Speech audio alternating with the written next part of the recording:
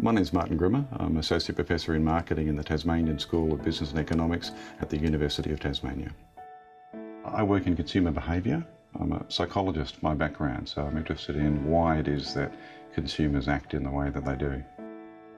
In Tasmania, in Australia, retail is the second largest employer, so it employs about 28 to 30,000 people in Tasmania. It brings into Australia every year retail activities probably between 65 to $70 billion.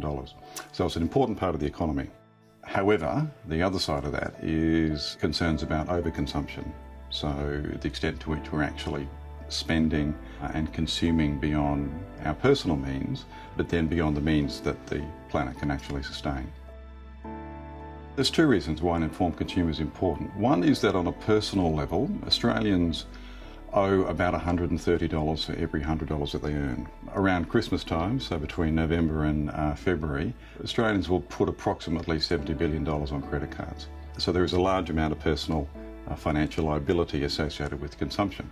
On a larger scale, the average Australian household wastes about $1,300 a year in goods and services that they purchase that they don't actually use.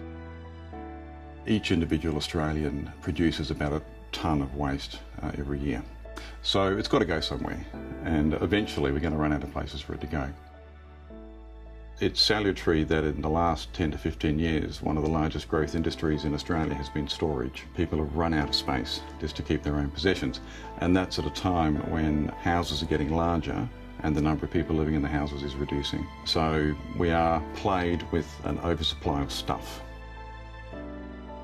The solution is often as simple as being aware of your behaviour, being what's called a self-monitorer, so that when you are purchasing something, you are aware of where the products come from. If they're local, they're much more likely to be environmentally friendly. Look at things like packaging. You find that now a lot of products are being produced with less packaging than they used to in the past. You're aware of the extent to which that product is having any sort of impact, environmentally or otherwise, and that you're aware of whether you actually need it or not. All of that adds up. You don't actually have to produce a massive change. All you have to do is produce a small change, and that will actually make a difference.